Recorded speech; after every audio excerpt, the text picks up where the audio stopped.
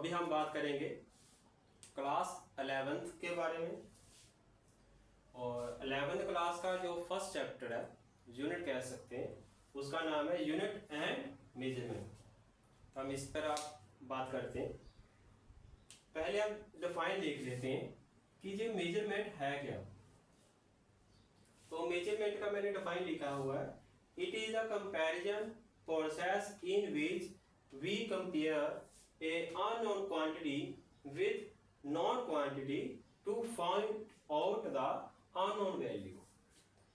ये कह रहा है कि मेजरमेंट एक ऐसा प्रोसेस है जिसमें हम क्या करते हैं, एक अननोन क्वांटिटी को एक नॉन क्वांटिटी के साथ कंपेयर करेंगे और आपको जो डिजायर्ड रिजल्ट था वो मिल जाएगा।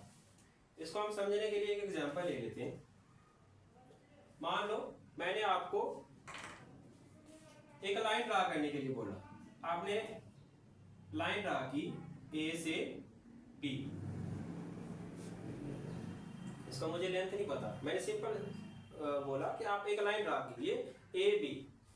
ये जो ए बी है ये क्या है, आपके पास अननोन क्वांटिटी। अननोन क्वांटिटी क्यों? क्योंकि इसका लेंथ तो मुझे पता ही नहीं। अगर इसका लेंथ अगर मुझे पता करना होगा कि ये ए टू बी जो लाइन मैंने ड्रा किया है इसका लेंथ है कितना, तो क्या करना पड़ेगा? तो मैंने क्या किया, स्केल के साथ इसका कंपैरिजन किया।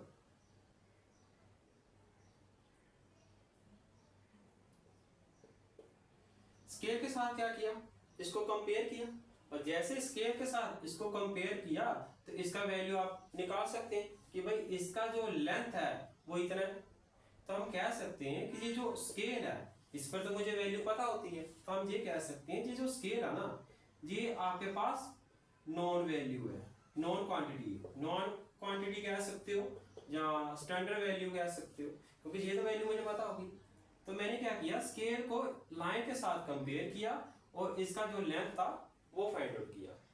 तो मान लेते हैं कि जो लेंथ आया वो बना मेरा 3 सेंटीमीटर।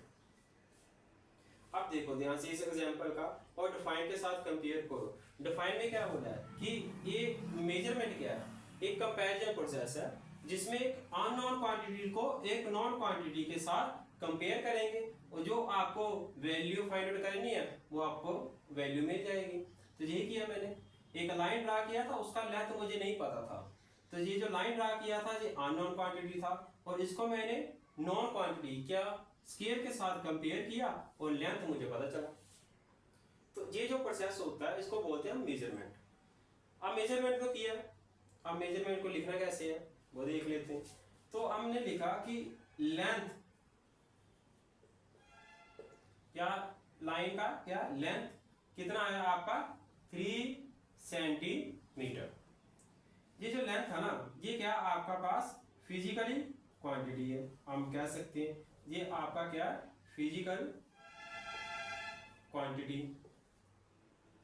और ये जो 3 है ना ये आपका क्या न्यूमेरिकल वैल्यू, जहां जिसको हम कह सकते हैं मैग्नीट्यूड।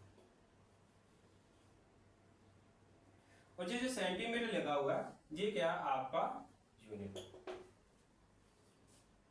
ये जो आपने लेंथ मेजर की है इसको मैंने क्या लिखा, फिजिकल क्वांटिटी। ये 3 क्या आपका मैग्नीट्यूड है और ये सेंटीमीटर क्या है आपका यूनिट है। अब फिजिकल क्वांटिटी को मैंने क्या लिखा, फिजिकल क्वांटिटी को मैंने क्यू लिखा और ये मैग्नीट्यूड है इसको मैंने क्या लिखा एन लिखा और यूनिट को मैंने क्या लिखा यू लिखा। तो Q इक्वल टू क्या बना मेरा एन यू बना। तो हम कह सकते हैं कोई भी फिजिकल क्वांटिटी जो आप मेजर करते हैं तो हम उसको कैसे लिखेंगे, Q equal to N into U, ये बनेगा। कोई भी एग्जांपल ले लो, फोर्स 10 न्यूटन, फोर्स Q हुआ 10 क्या हुआ। अब एग्जांपल ले लो, ये लो फोर्स इक्वल टू 10 न्यूटन। तो फोर्स क्या बना Q, एन क्या था 10 और यू क्या है न्यूटन। कोई भी फिजिकल क्वांटिटी को जो आप मेजर करते हो हम इसको किस टर्म में लिखते हैं, Q equal to N into U. अब मान लेते हैं अगर बात बताओ, अगर मैं इसको एल को ऐसे लिख दूं 3, क्या ये सही होगा? नहीं। क्यों? इसके साथ मैंने क्या नहीं लगाया? यूनिट नहीं लगाया। अब यूनिट लगाने से क्या होगा, क्या नहीं, क्या मतलब बेनिफिट होता है यूनिट लगाने का? अगर मान लो मैंने आपको बोला कि एक लाइन ड्रा कीजिए 3 की, तो वो 3 क्या है? 3 mm, 3 सेंटीमीटर, 3 मीटर की। तो एक्चुअल में जो यूनिट क्या बता रहा है, जो फिजिकल क्वांटिटी के बारे में बात कर रहे हैं, उसका जो साइज है वो कितना है। कहने का मतलब मान लो जहां पर 3 सेंटीमीटर की जगह आपने 3 मीटर लिख दिया, तो नेचुरली साइज बड़ा आ जाएगा। अगर मैंने l इजिकल टू 3 लिखा, तो आपको पता ही नहीं चलेगा कि ये 3 का जो लेंथ है, कह सकते हो साइज है, वो कितना है। जैसे मान लो आप मार्केट में गए, आपने वहां से बोल दिया मुझे एक एप्पल चाहिए। अब 1 केजी एप्पल चाहिए या 1 एप्पल चाहिए, उसको तो नहीं पता चलेगा ना। जब आप ऐसा कह सकते हो, आप किसी शॉप पर गए, आपने उसको बोला कि मुझे एक रोप चाहिए 3। अब 3 टाइप की रोप चाहिए, जहाँ 3 सेंटीमीटर का रोप चाहिए, जहाँ 3 मीटर, जहाँ 3 किलोमीटर, तो वो तो आपको बताना पड़ेगा। कहने का मतलब जो यूनिट होती है, अगर यूनिट आप नहीं लगाओगे तो उसका साइज नहीं पता चलेगा। तो हम कह सकते हैं ये जो यूनिट होता है ना, बेसिकली ये जो यूनिट होता है, ये बताता हमें साइज ऑफ क्वांटिटी, कि जो जिसके बारे में आप बात कर रहे हो उसका साइज है कितना है।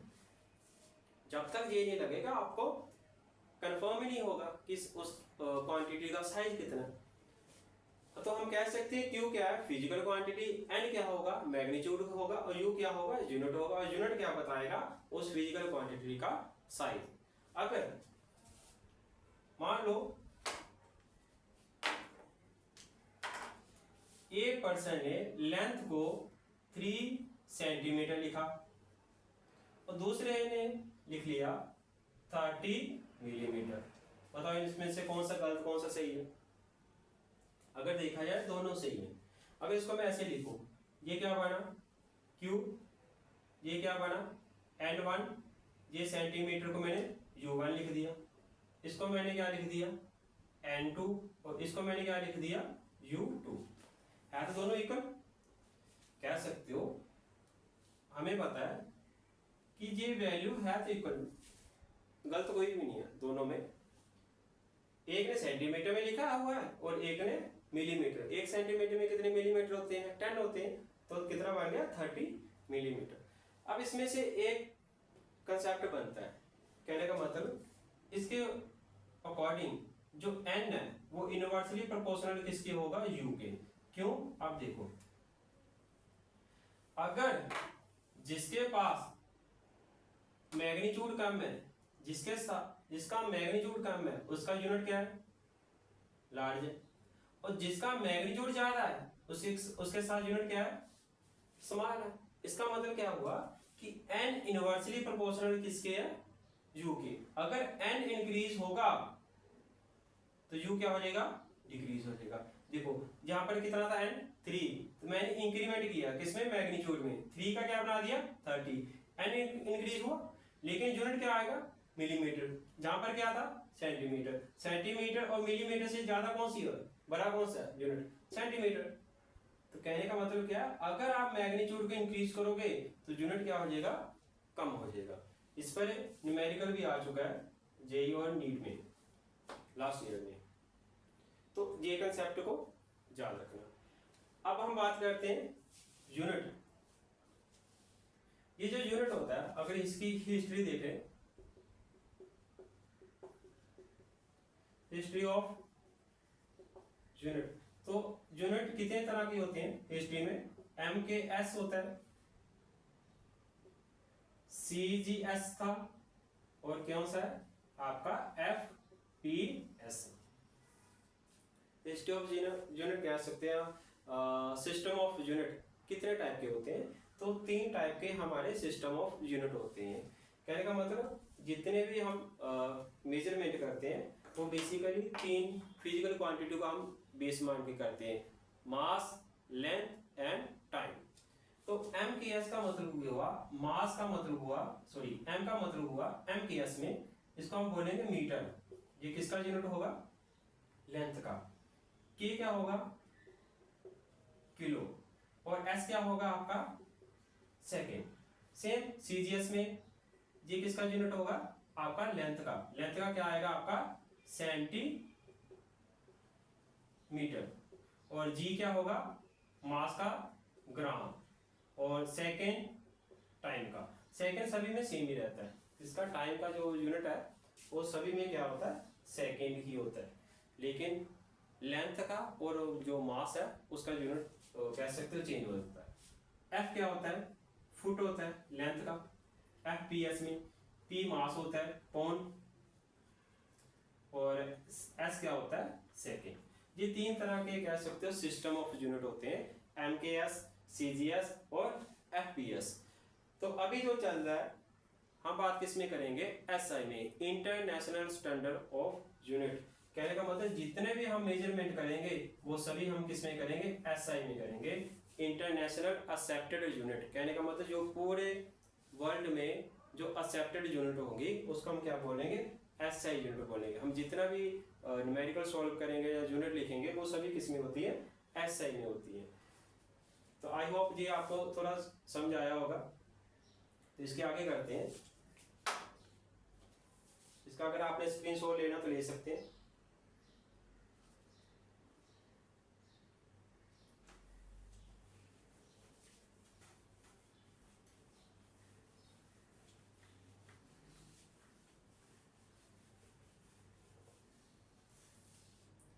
तो आगे बात करते हैं हम एसआई यूनिट पर। तो जो हमारे पास क्वांटिटी होती है वो दो तरह की होती है, एक होती है हमारे पास फंडामेंटल क्वांटिटी। फंडामेंटल क्वांटिटी जहां कह सकते हो बेस, कह सकते हो आप साइंस का बेस, जहां कह सकते हो रूट ऑफ साइंस। कहने का मतलब जिस पर पूरी साइंस टिकी हुई है, तो उसका हम फंडामेंटल क्वांटिटी बोलते हैं। हमारे पास फंडामेंटल क्वांटिटी कितनी है, 7 टाइप की है, 7 टाइप की है। अब जितनी फंडामेंटल क्वांटिटी होगी उतनी आपके फंडामेंटल एसआई यूनिट होंगे। तो कहने का मतलब हमारे पास फंडामेंटल एसआई यूनिट भी कितनी है, 7 है। तो इसके नाम लिखते हैं। फर्स्ट जो फंडामेंटल क्वांटिटी है वो कौन सा है, आपका मास। सेकंड क्या है, लेंथ। थर्ड क्या है, टाइम। फोर्थ क्या है, करंट। फिफ्थ क्या है, टेम्परेचर। सिक्स क्या है, अमाउंट ऑफ सब्सटेंस। 7 क्या है, ल्यूमिनस ऑफ इंटेंसिटी। ये 7 टाइप की आपके पास क्या है, फंडामेंटल क्वांटिटी होती है। अब इसको एसआई में कैसे लिखते हैं, मास का क्या है SI unit, KG, kilogram. Length का क्या होता है, मीटर होता है, स्मॉल एम। टाइम का सेकंड होता है। करंट का एसआई यूनिट क्या होता है, ए होता है, ए से लिखते हैं हम इसको। इसका पूरा नाम क्या, एम्पियर। करंट का एसआई यूनिट क्या, एम्पियर। टेम्परेचर का केल्विन, के। अमाउंट ऑफ सब्सटेंस का मोल, और ल्यूमिनस ऑफ इंटेंसिटी का क्या होता है, candela, C D.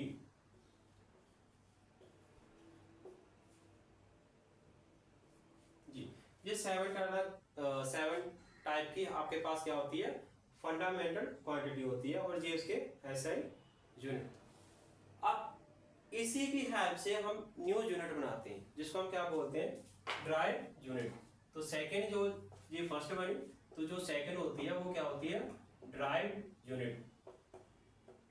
Drive unit का मतलब क्या है, फंडामेंटल से ही हम ये बनाएंगे। जैसे एग्जांपल के तौर पर जो ड्राइव की जाएगी फंडामेंटल से उसको हम क्या बोलेंगे, ड्राइव यूनिट। एग्जांपल ले लेते हैं हम स्पीड।